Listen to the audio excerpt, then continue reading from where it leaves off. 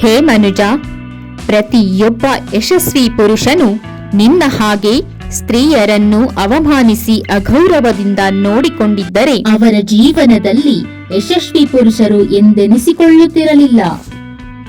ಶ್ರೀರಾಮ ಮಾತೆ ಸೀತೆಯನ್ನು ಅಗೌರವಿಸಿ ಅವಮಾನಿಸಿದ್ದರೆ ಧರ್ಮದ ಪದದಲ್ಲಿ ಯಶಸ್ವಿಯಾಗುತ್ತಿರಲಿಲ್ಲ.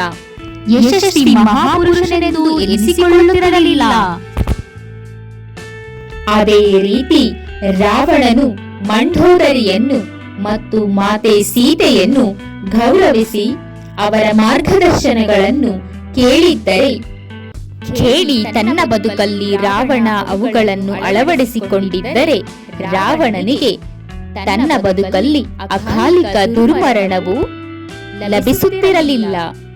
ಹೇ ಮನುಜ, ನಿನ್ನ ಪಾಲಿಗೆ ನಾನು ನೀಡಿರುವ ಸ್ತ್ರೀಯರನ್ನು ಗೌರವಿಸುವುದು ಅಥವಾ ಅಗೌರವಿಸುವುದು ನಿನಗೆ ಬಿಟ್ಟದ್ದು.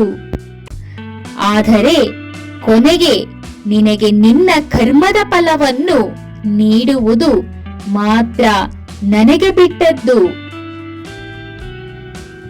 ಈ ವಿಡಿಯೋವನ್ನು ಪೂರ್ತಿಯಾಗಿ ವೀಕ್ಷಿಸಿದ್ದಕ್ಕೆ ಪ್ರೀತಿಪೂರ್ವಕ ಧನ್ಯವಾದಗಳು. ಶುಭವಾಗಲಿ.